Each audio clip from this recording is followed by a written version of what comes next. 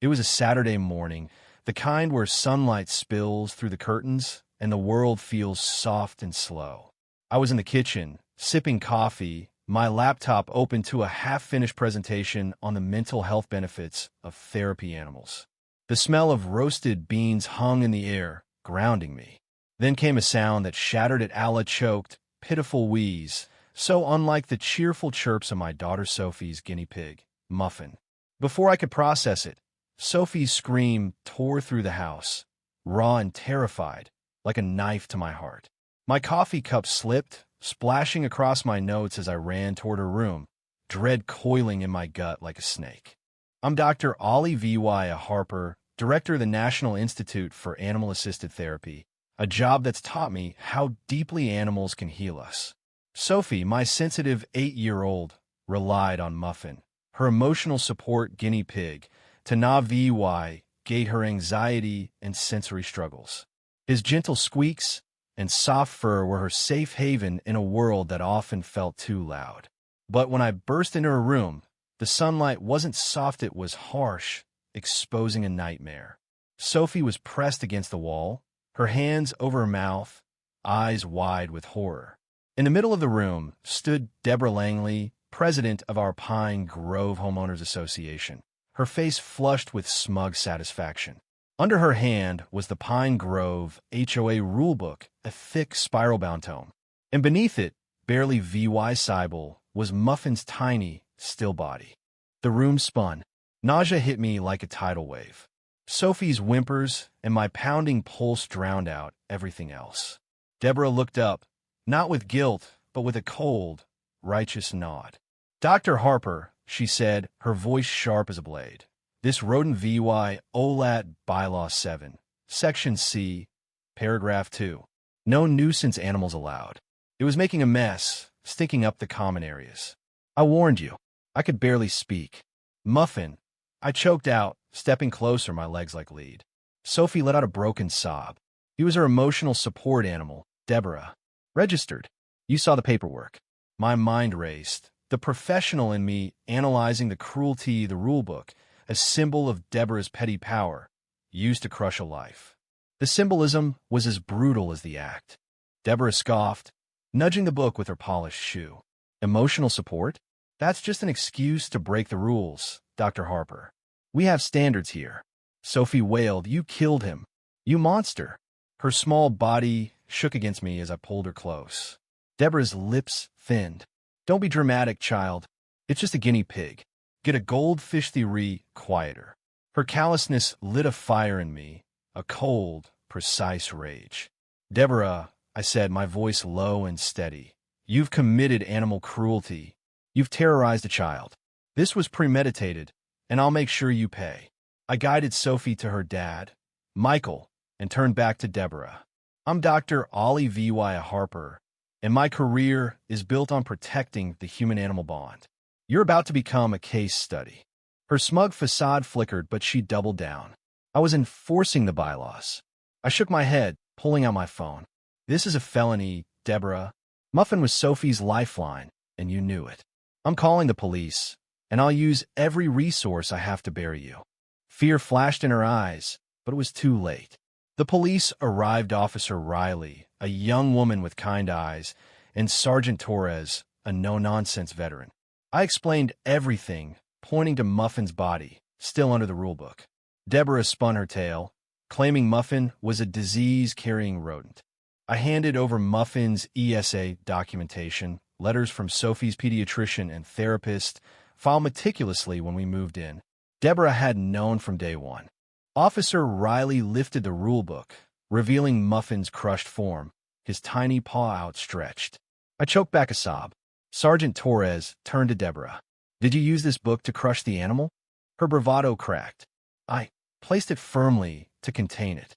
It was agitated. I snapped. "He was in his cage. You broke into my daughter's room and murdered him." The officers took statements, and I insisted on a necropsy by a veterinary pathologist. Muffin's body, now EVY Denke, was carefully bagged. The air in Sophie's room felt heavy with tragedy. Deborah wasn't done. Through her lawyer, a slick shark named Victor Crane, She smeared us in the local paper and Pine Grove's online forum, painting herself as a dutiful HOA leader forced to act against a problematic animal. She claimed Muffin had escaped and acted aggressively. A blatant lion accused me of using my position to bully her. Some residents bought her story, but others, especially pet owners, smelled the rot in her words. Then came her next move, an HOA meeting stacked with her cronies. They censured us for failing to control our animal and slapped us with absurd violation. Sophie's backyard memorial for Muffin, a few painted stones, was an unapproved alteration. A coffee stain on our driveway was a chemical hazard. It was harassment, plain and simple. At the meeting, Deborah played the martyr, whining about outside agitators undermining Pine Grove standards. Her board fined us for Muffin's disposal, claiming he was HOA property.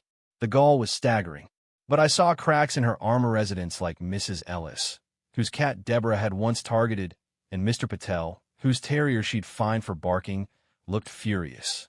I leaned on my network, digging into Deborah's past. A sharpened turn, Mia uncovered old forum posts from another state where Deborah had lived. Under a flimsy pseudonym, she'd ranted against ESAs, calling them a scam and suggesting ways to deal with nuisance rodents. It was chilling evy denke of her vendetta, proof this wasn't a one-off but a twisted obsession. Then Deborah crossed a line that turned my rage white-hot. A package appeared on our doorstep, wrapped in cheap shop NGS like Muffin's bedding. Inside was a wilted carrot, his favorite treat, and a highlighted copy of the bylaw she'd cited. Sophie found it.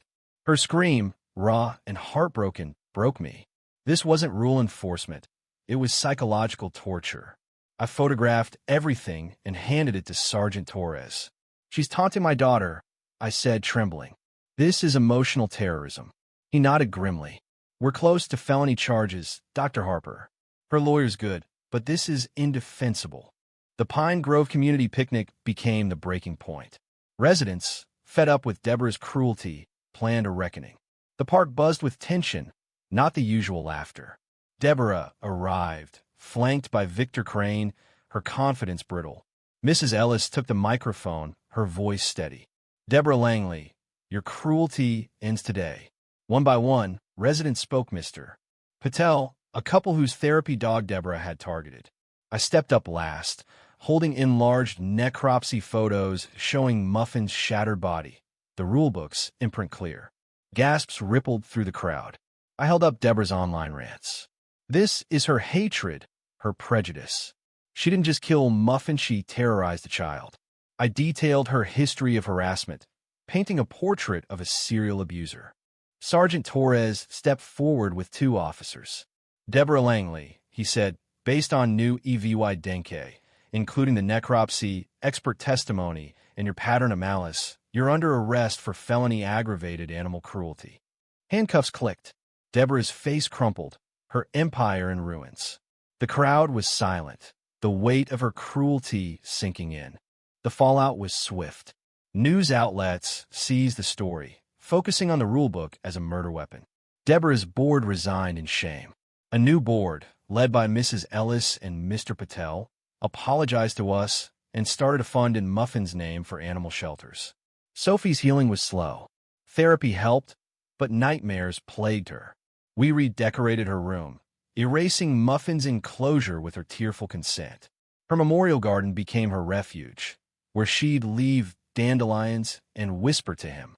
Deborah pleaded guilty to avoid a trial, sentenced to 2 years in prison, 5 years probation, and a lifetime animal ban. She paid restitution for Sophie's therapy and the Muffin Fund. I read a VY Tim impact statement, speaking for every animal and human who'd suffered under her tyranny. Pine Grove transformed, embracing pets with new bylaws and a pause in the park day. Months later, Sophie VY cited a guinea pig rescue. A shy little guy with a tuft of fur, named Sprout, nibbled parsley from her hand. Her smile, bright and real, was a ray of hope. Sprout didn't replace Muffin, but he was a new chapter. Muffin's death left scars, but it sparked change. It showed the power of the human-animal bond and the cost of cruelty. The rulebook, once a weapon, now gathers dust in an EVY Denke locker. In its place, we have love, healing, and Sprout's happy squeaks. What do you think? Was Deborah's punishment fair? Or did she deserve more? Should HOAs have the power to enforce rules on emotional support animals? How far would you go to protect a pet that's family? Drop your thoughts below, hit like if this story hit you hard, and subscribe for more real-life dramas.